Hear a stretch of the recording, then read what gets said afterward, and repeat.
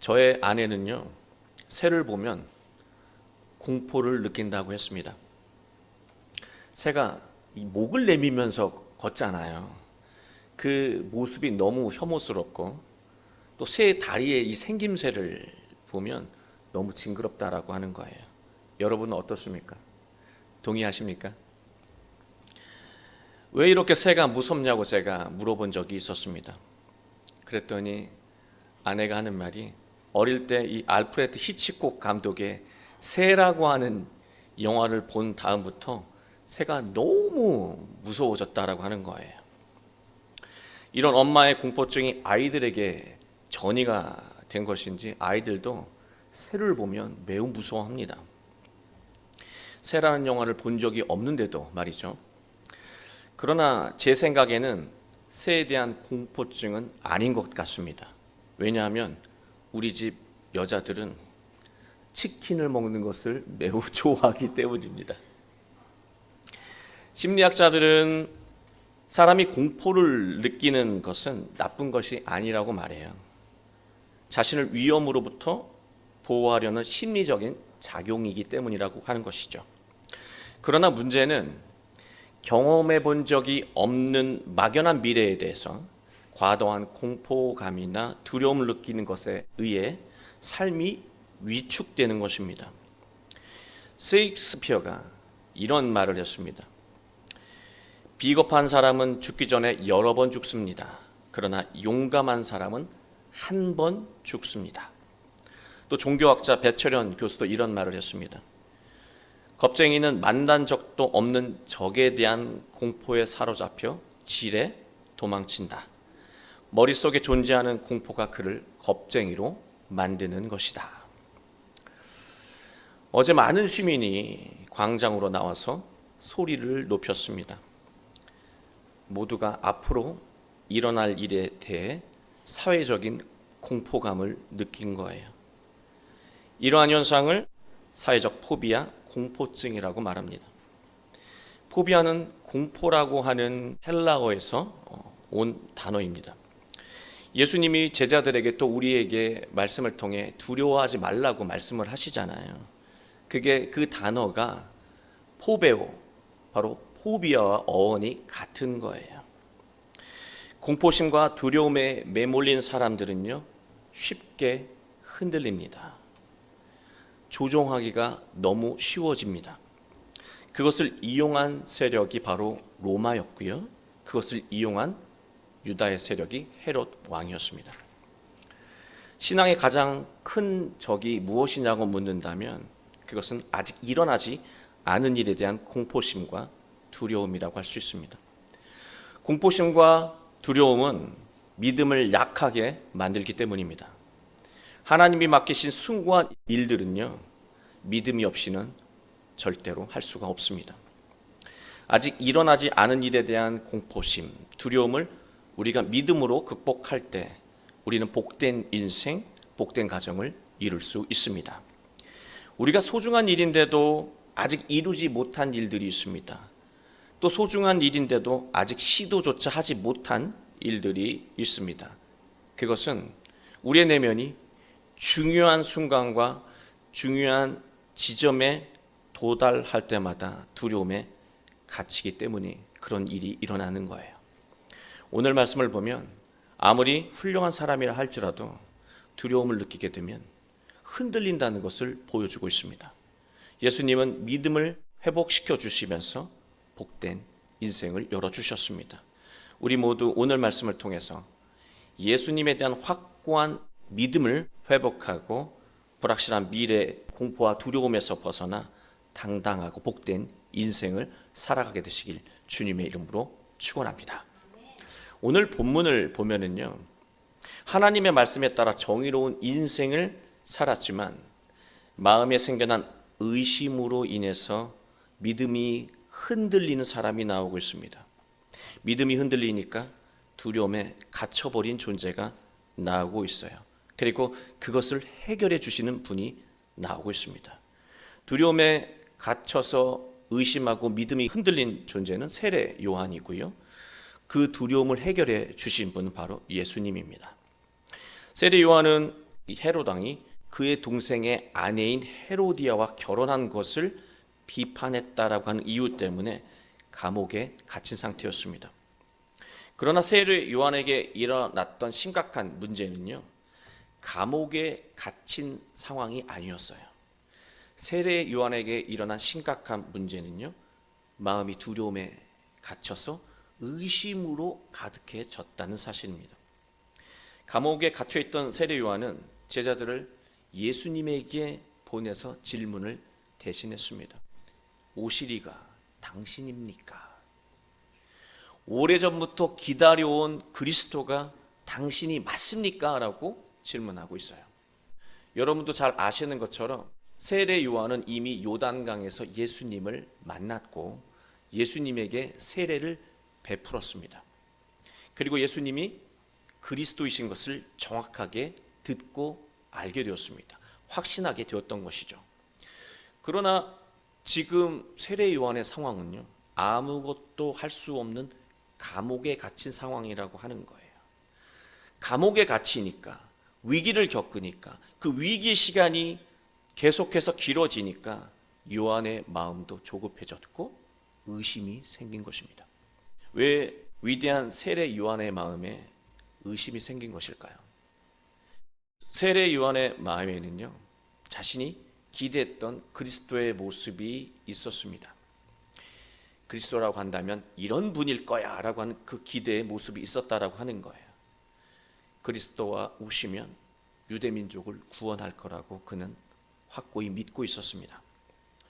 위대한 신앙인 그리고 위대한 스승이었던 세례 요한도 자신이 예상했던 일들이 일어나지 않으니까, 자신이 기대했던 일들이 나타나지 않으니까, 자기의 바램대로 되지 않으니까 의심이 생기기 시작했던 거예요.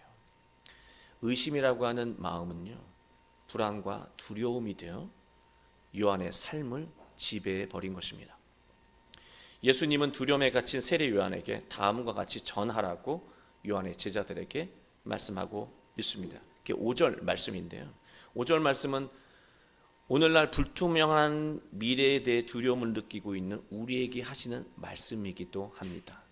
불투명한 미래 때문에 공포심에 떨고 있는 우리 국민들에게 하시는 말씀이기도 하다라고 하는 거예요. 5절 말씀을 보겠습니다. 맹인이 보며 못 걷는 사람이 걸으며 나병 환자가 깨끗함을 받으며 못 듣는 자가 들으며 죽은 자가 살아나며 가난한 자에게 복음이 전파된다 전하라. 총 5부류의 사람이 변화되는 것을 말씀하고 계시거든요. 첫 번째는요, 맹인입니다. 맹인이 본다고 말씀하셨어요. 맹인은 누구입니까?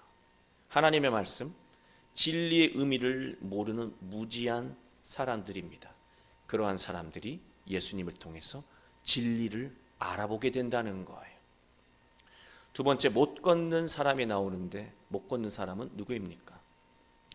미래에 대한 공포와 두려움 때문에 판단력을 잃고 한 걸음도 나아가지 못하는 인생을 살고 있는 사람들이에요. 그러한 사람들이 예수님을 통해서 믿음을 회복하고 한 걸음씩 그 인생 속에서 올바른 방향을 향해 나아가기 시작한다는 것이죠. 세 번째, 나병 환자가 나오고 있습니다. 나병 환자는 누구입니까? 말 그대로 몸이 썩는 사람일 수도 있겠지만 오늘날로 의미를 우리가 되새겨 생각해 보면 세상의 일들로 인해서, 세상의 이 관계로 인해서 속이 썩어 들어가는 사람들입니다. 속 썩는 일 많잖아요. 속 썩는 일이 생기면 우리는 인생이 불행해져요. 속 썩는 일이 있다면 나 지금 영적으로 나병 걸렸구나 생각하시면 되는 것이죠. 썩어 들어가는 마음으로 살았던 사람들이 예수님을 만나고 진정으로 생명력 넘치는 영적으로 건강한 인생을 살게 되었다는 것입니다. 네 번째, 이 죽은 자가 살아나는 일이 일어나고 있다는 것인데 이게 무슨 말일까? 말씀대로 목숨이 끊어진 자가 예수님의 권능으로 다시 목숨을 회복하는 말씀이기도 하지만 이것은 영적으로 죽어서 하나님 말씀에 반응하지 않는 사람들을 가리키는 거예요. 하나님이 그에게 끊임없이 복된 말씀과 구원의 가르침을 주셔도 반응하지 않는 사람, 하나님 말씀 앞에서 죽은 자처럼 살아가는 사람들을 말하는 거예요. 그러한 사람들이 예수님을 통해서 하나님 말씀을 듣고 반응하기 시작했고 순종하기 시작했다라고 하는 거예요. 그게 죽어가는 사람들이, 죽은 사람들이 살아나는 일이라고 할 수가 있는 것이죠. 또 마지막으로 가난한 자에게 복음이 전파되는 일이 일어나고 있어요. 사람이 마음이 가난해지면은요, 마음에 관한 것을 추구하기보다는요, 물질적인 것으로 마음의 이 궁핍함을 채우려고 해요. 그런데 세상의 가치로는 마음의 이 허전함과 궁핍함이 채워지지 않는다라고 하는 거예요. 오히려 그 궁핍함은 더 가중된다라고 하는 것이죠. 그러한 사람들이 많이 있었습니다. 영적으로 갈급한 사람들이 복음을 통해서 복된 삶을 회복하기 시작했다는 것을 말하고 있는 것입니다. 예수님이 말씀하신 이 5부류의 이 사건들은요, 사람을 바꾸고 인생을 바꾸고 가정을 바꾸고 공동체의 본질까지도 바꾸는 일들이에요. 그러나 육안으로 보면, 표면적으로 보면 아무것도 일어나지 않은 일처럼 보인다는 사실입니다. 바로 이 때문에 세례 요한은요, 아무 일도 일어나지 않네? 예수님이 오셨는데도, 내 인생 속에 우리에게 예수님이 오셨는데도, 예수님을 믿고 사는데도 아무 일도 일어나지 않네? 라고 하는 생각이 그의 마음을 지배한 것이고, 그로 인해서 두려움과 의심이 생겨난 것입니다. 예수님은 지금 일어난 5가지 중요한 현상들을 말씀하시면서 이런 엄청난 일들이, 일어날 수가 없는 일들이 일어나고 있음에도 불구하고 내가 그리스도인 것을 여전히 믿지 못하겠느냐고 반문하고 계신 거예요. 세례 요한은 영적으로 통찰력이 있는 분이었습니다. 예수님 말씀대로 한다면 여태까지 수많은 선지자들이 있었잖아요. 뛰어난 선지자들 중에 가장 위대한 선지자라고 주저함 없이 예수님은 세례 요한을 칭찬하고 있습니다. 그런 사람이에요.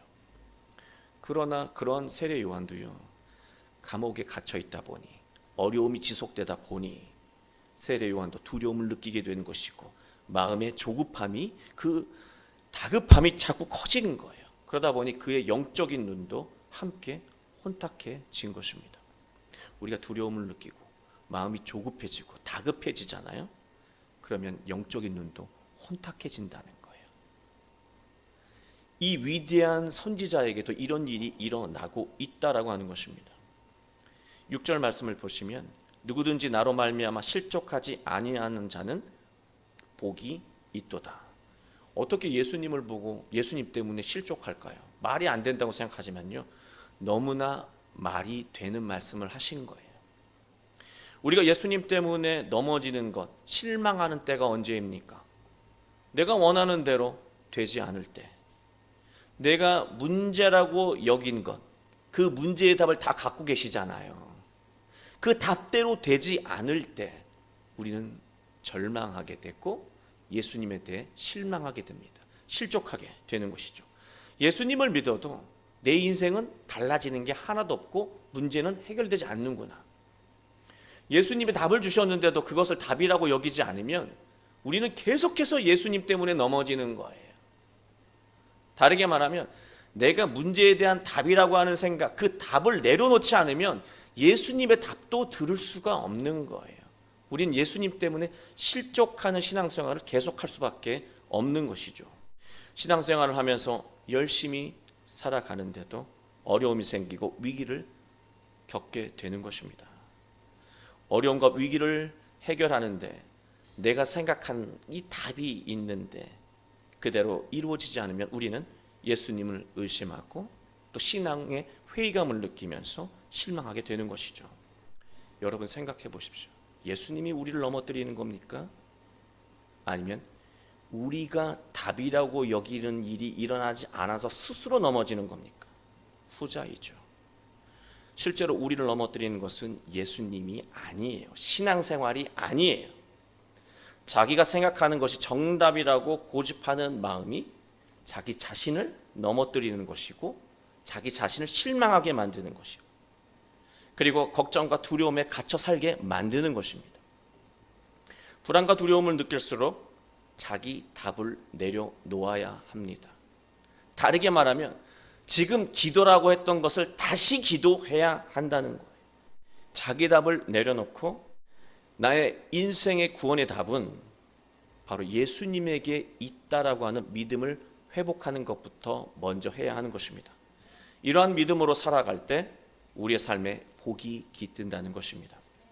살고 죽는 것은 모두 누구에게 달려 있습니까? 살고 죽는 것은 모두 예수님에게 달려 있다는 것입니다. 그 믿음을 회복해야 한다는 거예요. 세례 요한의 제자들이 이제 그 말씀을 듣고 이제 그 말씀을 세례 요한에게 전하기 위해서 떠나갔습니다. 그리고 이제 예수님은요, 그 앞에 있는 모든 제자들과 예수님의 말씀에 청종하려고 하는 그런 사람들에게 말씀하십니다. 그게 7절 말씀입니다. 너희가 무엇을 보려고 광야에 나갔더냐? 바람에 흔들리는 갈대냐? 세상의 풍조에 따라 이랬다 저랬다 흔들리는 그런 사람들을 지적하고 계신 거예요. 예수님은 이어서 모든 사람을 향해 말씀하십니다. 8절 말씀이에요. 너희는 무엇을 보려고 나갔더냐? 부드러운 옷을 입은 사람이냐? 부드러운 옷을 입은 사람들은 왕궁에 있느니라. 세상 때문에 그렇게 고초를 당하고 있으면서 어떻게 세상의 지배자들이 보여준 그 모습과 방식을 나에게서 또 세례 요한에게서 기대하고 있냐고 말씀하고 있는 것입니다. 8절 말씀을 오늘날로 해석해서 말씀을 나눈다면 이런 형식이 될 수 있겠어요. 건강을 최고의 가치라고 여긴다면 교회는 왜 왔냐는 거예요. 몸이 건강한 게 인생의 최고 중요한 가치입니다라고 여긴다면 교회에 올 필요가 없다는 거예요. 병원에 가서 살라고 하는 거예요. 그리고 운동장에 가서 또 스포츠 센터에 가서 열심히 운동만 하라는 것이죠. 그러나 우리가 너무나 잘 알고 있지 않습니까? 시간이 지나면 아무리 건강을 위해서 좋은 것을 먹고 좋은 것을 누리고 운동을 해도 결국 몸은 쇠약해지고 병에 들 수밖에 없다는 것을 우리는 알고 있어요. 그래서 교회에 나오는 거예요. 돈을 최고의 가치라고 여기면서 살고 있다면 교회에 올 필요가 없다는 거예요. 왜 왔냐는 거예요. 왜 나왔냐는 거예요. 교회에. 돈을 제일 많이 벌었다고 하는 사람에게 찾아가서 지혜를 구하고 그 사람이 만든 회사에 들어가면 되는 거예요. 만약 그런 상황을 만들 능력이 없다면 포기해야 하는 것이죠. 교회는 왜 나왔냐는 거예요. 예수님은 왜 찾냐는 것이죠. 불편한 말씀일지 모르겠지만 그게 예수님이 우리에게 지금 주시는 말씀이고 빨리 그러한 마음에서 벗어나길 바라는 말씀이에요. 이런 마음이 가득하면서 세례 요한 왜 찾아왔으며 그리스도인 나는 왜 따라다니냐 그렇게 묻고 있는 것입니다. 세상의 안위와 즐거움, 편안함 그리고 세상의 방식을 추구하는 인생은요 불안, 공포, 두려움에 휘둘릴 수밖에 없습니다. 비록 세례 요한이 의심하며 두려움을 느꼈을지라도 예수님은요 세례 요한은 너희들이 생각한 그 수준을 넘어서는 훌륭한 신앙인이고 신앙의 지도자라고 하는 것을 의심하지 않으십니다. 높이 평가하시죠. 그럼에도 불구하고 예수님은 11절 말씀을 우리에게 전하고 계십니다. 내가 진실로 너희에게 말하노니 여자가 낳은 자 중에 세례 요한보다 큰 이가 일어남이 없도다. 세상의 관점으로도 세례 요한은 위대한 스승이고 신앙인이라고 예수님은 말씀하고 있습니다. 그러나 아무리 위대한 인생을 살아도 두려움에 갇혀서 오늘을 살고 내일을 살아가는 사람들은요 천국에서 제일 작은 자보다 못하다고 예수님은 말씀하고 있어요. 뭐라고 그러십니까? 그러나 천국에서는 극히 작은 자라도 그보다 두려움에 떨고 있고 의심하고 있는 세례 요한보다 크다 그렇게 말씀하고 있습니다. 세례 요한을 조롱하는 게 아니라 그 위대한 사람조차 이러니 너희들도 각성하고 신앙적으로 정신 차리라고 말씀하시는 거예요. 천국은 어떤 곳입니까? 하늘나라는 어떤 곳이에요? 천국은 하나님이 함께하는 곳입니다. 그게 천국이죠. 하늘나라입니다. 천국은 하나님의 다스림이 있는 곳이 천국입니다. 하나님이 다스리려고 하셔도 다스려지지 않는 곳은 천국이 아니라는 말이기도 해요. 우린 천국하면 천국에서 누리는 것만 생각을 하지만 천국의 속성을 생각해 보세요.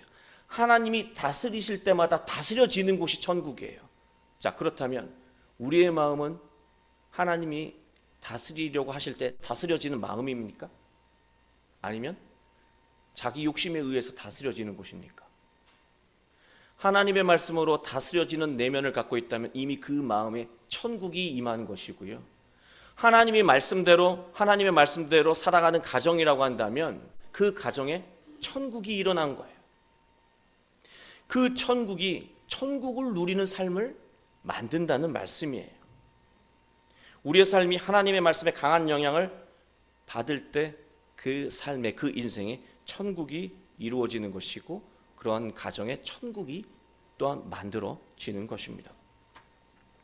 그러나 우리의 마음이 하나님의 말씀보다 세상의 방식에 더 강한 영향을 받는다면 천국은 말할 것도 없고요. 하나님의 권능이 임하지를 않아요. 하나님에게 가장 큰 영향을 느끼는 영혼과 그 가정에 하나님의 권능이 일어나는 거예요. 세상이 불가능하다고 여겼던 일들이 그의 인생을 통해서, 그의 가정을 통해서, 그의 자녀를 통해서 일어나는 거예요. 그러나 우리의 마음이 세상에 더 많은 영향을 느끼고 우리의 가정이 세상의 방식을 더 귀담아 듣고 한다면 하나님의 능력은 그 인생과 가정에, 자녀에게 일어나지 않는다는 것이죠. 우리는 자기 뜻대로 되어야 만족이 있고 행복하다고 생각합니다. 천국이 이루어질 거라고 기대하는 것이죠. 내 뜻대로 되어야, 내가 바라던 대로 되어야. 그러나 결과는 정반대입니다.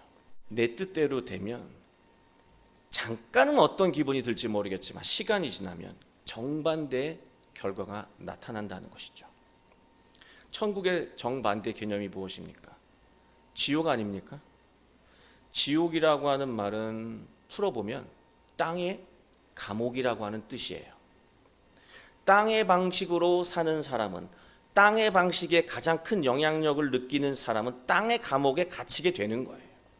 그 위대한 선지자 세례 요한도요, 진짜 땅의 감옥에 갇히니까요, 공포와 두려움에 묶여버렸고 믿음도 잃어버리게 되었어요. 의심이 가득해졌다라고 하는 거죠. 공포와 두려움에 휩싸이게 되면 우리는 영적인 판단력을 잃게 됩니다. 영적인 판단력을 잃은 사람이 하는 말과 행동은 실패밖에 안 남는다는 거예요. 12절, 천국은 침노를 당하나니 침노하는 자는 빼앗으리라. 천국을 누리고 싶은 사람은 이 12절 말씀을 마음에 깊이 새겨야 합니다. 천국은요, 침노를 당한다. 그게 천국의 속성인데요. 이 말을 풀어서 말한다면 천국을 붙잡기 위해, 천국을 누리기 위해, 다르게 말하면 하나님 말씀에 더 큰 영향력을 느끼기 위해 세상의 영향력을 느끼는 마음을 내려놓아야 해요. 세상의 방식을 내려놓아야 해요. 내 뜻이 옳다고 여기는 마음을 내려놓아야 해요. 내 판단이 옳다고 여기는 그 주장을 내려놓아야 해요. 그래야 비로소 천국의 시작이 이루어지는 것입니다. 그게 천국을 침노하는 사람의 마음 태도예요. 자기 뜻을 비울 때 우리는 공포와 두려움이 없는 오늘을 살아가며 복된 내일을 열어갈 수 있게 되는 것입니다. 사랑하는 교회 여러분, 우리는 지금 엄청난 공포와 불안, 걱정과 두려움 속에서 살아가고 있습니다. 우리나라도 지금 그런 상태입니다. 지금 내가 원하는 대로 되지 않았다고 내일에 대한 두려움을 느낄 필요는 없습니다. 지금 예수님의 말씀으로 우리의 마음을 채우는 것부터 시작하면 됩니다. 지금까지 맛보지 못한 천국을 경험하게 될 것입니다. 지금까지 경험하지 못했던 감격을 경험하게 될 것입니다. 무엇보다 하나님 나라가 마음에 충만해지면, 우리의 가정에 가득해지면 우리의 인생과 가정에는요, 하나님의 능력이 강하게 임한다는 사실입니다. 그 능력이 임하면 지금까지 그토록 우리의 삶을 힘들게 만들었던 문제가 해결되고 우리의 자녀가 훌륭하게 장성할 수 있게 된다는 것입니다. 하나님의 능력이 임하면 못할 것이 없다라고 하는 것 꼭 기억하시기 바랍니다. 세상에서 크게 성공한 사람들을 우리는 흠모하고 동경하게 되는데 그래봐야 소용이 없습니다. 예수님은 분명하게 말씀하셨습니다. 너희가 동경하는 세상의 성공자들, 아무리 세상에 성공해도 천국을 모르는 사람들, 천국에서 가장 작은 자가 누리는 만족과 기쁨과 이 평안함을 결코 누리지 못할 거라고 말씀하고 있습니다. 우리 모두 예수님이 말씀하신 것처럼 우리 안에 모든 그릇된 것들, 아직 일어나지 않은 일에 대한 공포심, 두려움, 걱정들 다 내려놓고 우리의 마음을 두려움 대신 예수님의 마음으로 충만히 채우고, 예수님처럼 어떤 상황 속에서도 자기 뜻을 내려놓고 하나님의 말씀에 더 강한 영향력을 느끼며 구원의 그 십자가의 길을 걸어가신 예수님처럼 승리의 인생을 살아가시는 여러분의 가정, 자녀가 되길, 또 우리 교회가 되길 주 예수 그리스도의 이름으로 축원합니다.